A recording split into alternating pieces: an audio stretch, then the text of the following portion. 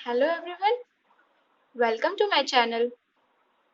आज हम पढ़ेंगे ब्लड ग्रुपिंग। इससे पहले हमने ब्लड कॉम्पोजिशन के बारे में पढ़ा था, कौन कौन से टाइप होते हैं ब्लड के सेल्स के वो पढ़ा था। अब हम पढ़ते हैं कि कौन कौन से ब्लड के ग्रुप होते हैं।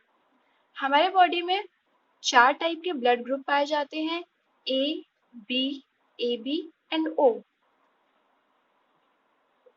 ये जो है पूरा चार्ट है जिसको मैंने अपने से खुद से बनाया है।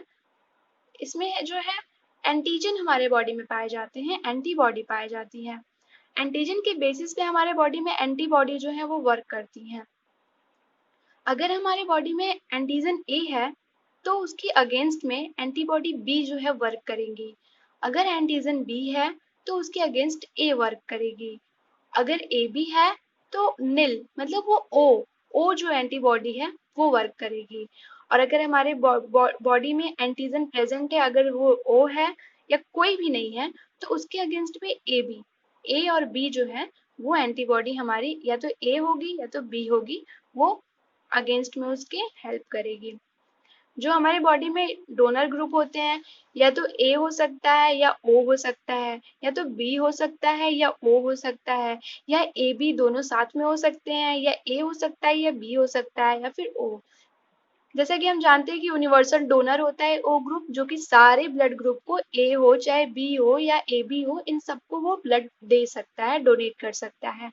और यूनिवर्सल रेसिपिएंट होता है, ये ए बी जो ग्रुप है वो सबसे ब्लड को ले सकता है, पर दे नहीं सकता है, वो सबसे ब्लड को ले सकता है। ए बी ब्लड ग्रुप जो है, इसलिए उसको यूनिवर्सल रेसिपिएंट कहते हैं। मेनली तो टू टाइप की ब्लड ग्रुपिंग पाई जाती है हमारे पास। पहली होती है एबीओ ब्लड ग्रुपिंग और दूसरी होती है आरएच नेगेटिव। एबीओ जो है वो हमारे एंटीजन जो प्रेजेंट होते हैं आरबीसीज के सरफेस पे, उसके बेसिस पे एबीओ ब्लड ग्रुपिंग की जाती है। अगर ए प्रेजेंट होता है एंटीजन तो ब्लड ग्रुप वो ए होता है, बी एंटीजन प्रेजेंट होता है आरबीसीज के सरफेस पे तो बी ब्लड ग्रुप होता है, अगर ए और बी दोनों प्रेजेंट होते हैं तो वो ए बी होता है। और आर एच नेगेटिव जो है वो हमारे mainly all over the world में ये दोनों ब्लड ग्रुपिंग यूज की जाती है।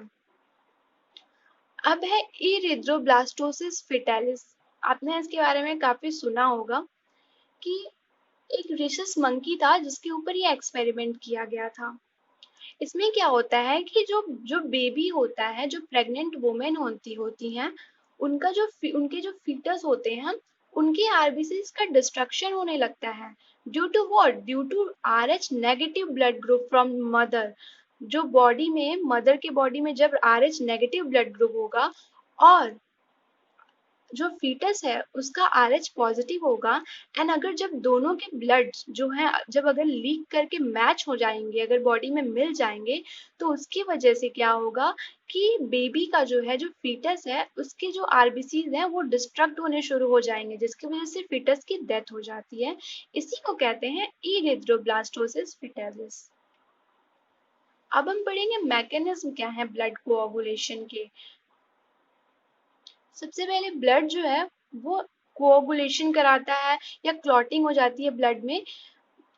किसके किसकी वजह से? अगर इंजरी हमारे बॉडी में होती है तो उसके रिस्पॉन्स में हमारा ब्लड क्या करता है, वहां पे क्लॉटिंग कर देता है, या तो कोआगुलेशन या तो थक्के बना देता है। अगर ये चीज नहीं होती तो एक्सेसिव लॉस होने लगता ना ब्लड का फिर हमारे बॉडी से।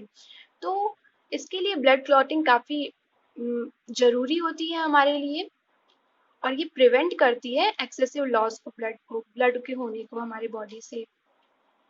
गाइज ये मेरा खुद के हाथ से बनाया हुआ एक चार्ट है कि ब्लड क्लॉटिंग कैसे स्टार्ट होती है। ठीक है, तो सबसे पहले जब ब्लड क्लॉटिंग शुरू होती है तो हमारी बॉडी में क्लॉटिंग फैक्टर्स पाए जाते हैं, जैसे कि प्रोथ्रोम्बिन पहले जो होता है। तो प्रोथ्रोम्बिनेज जो होता है वो कैल्शियम, जो हमारे बोन्स में कैल्शियम होते हैं ना, उनको इकट्ठा करता है। उसके प्रेजेंस में वो क्या करता है, प्रोथ्रोम्बिनेज को, जो कि इनएक्टिव फॉर्म में होता है, उसको एक्टिव कर देता है प्रोथ्रोम्बिन को। और किसके द्वारा वो करता है? थ्रोम्बोप्लास्टिन जो क्लॉटिंग फैक्टर है और जो कैल्शियम को कलेक्ट करता है बोन से, उनसे वो मिला करके उसको एक्टिवेट कर देता है। तो वो थ्रोम्बिन बनाता है। अब वो थ्रोम्बिन जो है वो क्या करता है कि फिब्रिनोजेन फॉर्म करता है। फिब्रिनोजेन क्या है, वो इनसॉल्युबल होते हैं, इनसॉल्युबल क्लॉटिंग फैक्टर होते हैं। और फिर वो फिब्रिनोजेन जो है ना वो फिब्रिन का फॉर्मेशन मतलब फाइबर्स का फॉर्मेशन करने लगते हैं उस इंजरी वाले जगह पे। अगर कहीं हमारे इंजरी हुई है तो वहां पे सबसे पहले क्या होगा कि जो हमारे क्लॉटिंग फैक्टर है वो एक्टिवेट हो जाएंगे। एक्टिवेट होने के बाद वहाँ फाइबर्स का फॉर्मेशन करने लगेंगे और वहाँ पे नेटवर्क बना लेंगे फाइबर का। इसके वजह से उसी को हम कहते हैं क्लॉटिंग हो गई है ब्लड की। मतलब वहाँ थक्के बन गए हैं ब्लड के, जिसकी वजह से ब्लड की क्लॉटिंग होने की वजह से हमारा जो लॉस है ब्लड का वो स्टॉप हो जाता है। इसमें एक छोटा सा नोट आपको दिख रहा होगा गाइस, अगर हमारे बॉडी में कैल्शियम की कमी है, अगर किसी भी पर्सन में कैल्शियम का अमाउंट एकदम से नहीं है, अगर मानो एब्सेंट ही है, मतलब काफी लो अमाउंट है, तो उसकी बॉडी में कभी कोआगुलेशन होगा ही नहीं। अगर उसको इंजरी हो जाती है बाय द वे, तो उसकी इंजरी होने के बाद ब्लड का जो लॉस है ना उसकी बॉडी से रुकेगा ही नहीं। इसलिए हमारे बॉडी में कैल्शियम का बहुत ही इंपॉर्टेंट रोल होता है ब्लड की क्लॉटिंग में। जैसे कि वही मैंने आपको बताया कि कैल्शियम आयन जो है बहुत ही इंपॉर्टेंट रोल प्ले करता है ब्लड की क्लॉट में। अब हम पढ़ते हैं लिम्फ क्या होता है। लिम्फ में टिश्यू फ्लूइड है। लिम्फ जो है वो कलरलेस होता है। हमने पढ़ा कि आरबीसीज डब्ल्यूबीसीज ये सब जो सेल्स हैं वो तो कलर होती है ना, जैसे रेड ब्लड सेल्स होती हैं, व्हाइट ब्लड सेल्स होती हैं, या प्लेटलेट्स हैं, मतलब। और लेकिन जो लिम्फ है ना वो भी हमारा एक तरह का टिश्यू फ्लूइड है, पर ये कलरलेस होता है। इसको हम मिडल मैन कहते हैं। ये जो है हमारे डब्ल्यूबीसी को कंटेन करता है, जो कि रिस्पॉन्सिबल होते हैं किसके लिए, इम्यून रिस्पॉन्स, इम्यूनिटी बॉडी की जो हमारे होती है उसके लिए ये रिस्पॉन्सिबल होते हैं। और मेनली ये इम्पोर्टेंट कैरियर भी होते हैं न्यूट्रिएंट को कैरी करने के लिए, हार्मोन्स को कैरी करने के लिए, ट्रांसपोर्ट करने के लिए। नॉर्मल सी बात है कि ये फ्लूइड है बॉडी में, तो ये ट्रांसपोर्टेशन का काम करेंगे हमारे बॉडी में। ये मेन एक और पॉइंट है कि ये जो है फैट का एब्जॉर्वेशन भी करते हैं, एब्जॉर्ब कर लेते हैं ये फैट को लिम्फ के थ्रू। और जो हमारे इंटेस्टाइनल विलाई होती हैं, आपने ब्रश बॉर्डर स्ट्रक्चर देखे होंगे, जब भी पढ़ा होगा, एनाटॉमी पढ़ा होगा, फिजियोलॉजी में आपने देखा होगा कि इंटेस्टाइन में विलाई प्रेजेंट होती हैं जो कि एब्जॉर्प्शन का वर्क करती हैं, खाने को या किसी भी न्यूट्रिएंट्स को एब्जॉर्ब करने का। तो वहां पे जो है ना वहां पे लैक्टिल्स प्रेजेंट होती हैं, जहाँ पे ये लिम्फ ले जाकर के वहां पे फैट को एब्जॉर्ब करने का वर्क करती हैं। अब पढ़ेंगे हम सर्कुलेटरी पाथवे को। दो तरह के हो सकते हैं पाथवे, या तो ओपन सर्कुलेटरी पाथवे हो सकता है या क्लोज्ड हो सकता है। हमारे एनिमल किंगडम में देखा जाए तो आर्थ्रोपोड्स जो हैं, आर्थ्रोपोड्स आप जानते होंगे कि जिसमें इंसेक्ट्स आते हैं, जैसे जैसे कि आपके कॉकरोच आ जाते हैं, स्पाइडर आ जाते हैं, ये सब आर्थ्रोपोड्स हैं या मॉलस्क हैं। और हाँ, आर्थ्रोपोड को जैसे कि हम सबसे लार्जेस्ट फाइलम है हमारे एनिमल किंगडम का, सेकंड लार्जेस्ट कौन सा है, मोलस्क होता है। ये सब जो है इनमें जो है ना ओपन सर्कुलेटरी सिस्टम पाया जाता है। क्लोज्ड किस में पाया जाता है, जैसे एनालिड से लेकर के कॉर्डेट्स तक जितने फाइलम हैं उनमें जो है ना वो क्लोज सर्कुलेटरी सिस्टम पाया जाता है। अब है हमारा हार्ट। हार्ट के बारे में आप लोग सब जानते होंगे, सबके पास हार्ट है, सबके पास एक ही हार्ट होता है।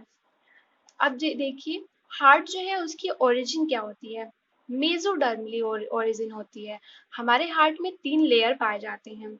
सबसे आउटर जो होता है उसको पेरिकार्डियम कहते हैं, मिडिल जो होता है मायोकार्डियम कहते हैं, और जो इनर होता है सबसे उसको इंडोकार्डियम कहते हैं। हमारा जो हार्ट है वो स्लाइटली लेफ्ट साइड में टिल्ट होता है, थोड़ा सा मुड़ा होता है। और एक फिस्ट के शेप का हमारा हार्ट होता है। फिस्ट मतलब एक बंद मुट्ठी जितनी होती है उतना हमारा एक हार्ट का साइज नहीं, शेप कह सकते हैं, उस तरीके का होता है। ये हमारे थोरैसिक कैविटी में दोनों लंग्स के बीच में हमारा हार्ट सिचुएटेड होता है। इसमें 4 चैम्बर प्रेजेंट होते हैं, 2 एट्रिया होता है, 2 वेंट्रिकल्स होते हैं। एट्रिया जो होता है वो स्मॉलर स्मॉलर एरिया होता है जो कि अपर पार्ट पे होता है। वेंट्रिकल्स जो होते हैं वो लार्जर एरिया होते हैं जो कि लोअर पार्ट्स में होते हैं। गाइस, अब इसके बारे में आगे हम पढ़ेंगे दूसरे नेक्स्ट वीडियो में। सो नेक्स्ट टॉपिक को हम जल्दी अपलोड करेंगे गाइज। अगर आपको हमारा वीडियो अच्छा लगा हो तो प्लीज़ लाइक और सब्सक्राइब करना ना भूलें। Thank you everyone.